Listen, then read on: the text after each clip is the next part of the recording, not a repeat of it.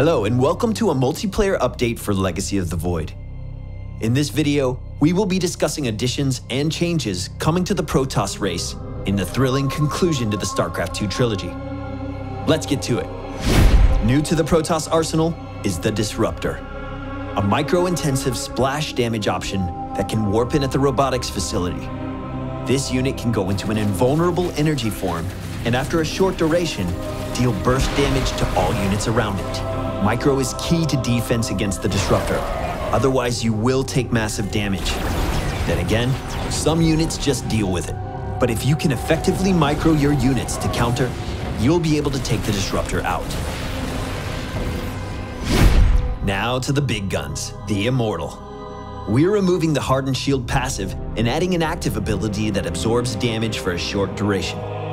Changing up the Immortal's defense in this manner will open up new options for micro on both sides of play. In a perfect engagement, Immortals now have the potential to stand against units that typically deal well with them. With these changes, Immortals will still be effective against units like the Siege Tank without being such a hard counter. Previously, in an engagement like this one, no Immortals would have been lost. The Warp Prism. This unit is getting some love with the ability to pick up other units from a distance. This change will also allow the Warp Prism to rescue critical units during engagements. We expect that with this change, we will see Drop Micro become a more core part of Protoss harassment. There are a few changes on the table for the Oracle. First, we are combining Revelation with Envision. Now, cloaked units hit by Revelation are also revealed. This change combines the two similar abilities while opening up a new method of detection in situations where observers aren't the best option. We have also added a new ability to the Oracle called Stasis Ward. This is a trap set by an Oracle that is triggered when enemy units walk nearby, causing them to enter a stasis state where they can no longer attack, move, use abilities, or take damage. Undetected stasis wards at key locations have the potential to keep an enemy army at bay for significant periods of time. The Tempest has now been redesigned to only attack ground units, while also getting a significant buff to its movement speed.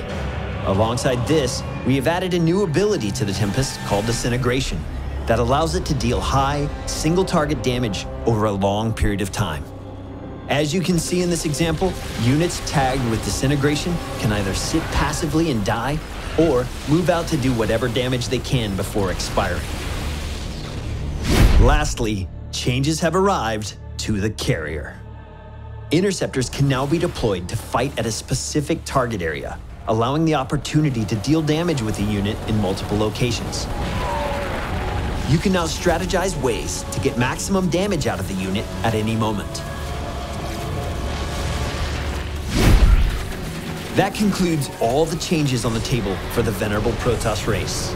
Keep in mind that everything is subject to change as we move into public testing. That being said, we are pumped for the new options open to Protoss players in Legacy of the Void. And of course, look forward to hearing your thoughts and feedback as well. Thanks again for watching, and be sure to check out the changes coming to both Zerg and Terran armies. I'm Cloakin with Blizzard Entertainment, and we'll talk to you soon.